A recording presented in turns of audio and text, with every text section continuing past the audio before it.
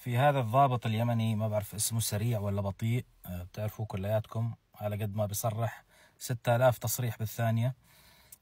عم بيقول المتحدث العسكري باسم الحوثيين، هو يعني المتحدث هذا اللي اسمه سريع: لن نتراجع عن إسناد الشعب الفلسطيني حتى وقف العدوان عن غزة ورفع الحصار عنها. أول شيء وقف العدوان عليك أنت، أول شيء وقف العدوان، وقف العدوان على اليمن.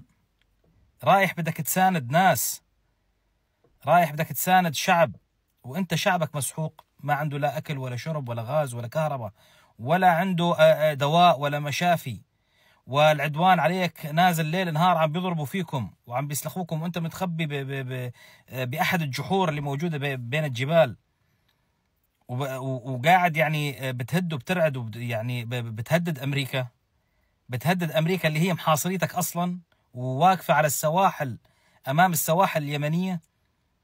بدك توقف اول شيء بعد شو اسمه الجيش الامريكي من امام السواحل اليمنيه، قاعد بتهد وبترعد وبتهدد اسرائيل، وهي امريكا ما في بعيده كم كيلو متر بعيده عنك.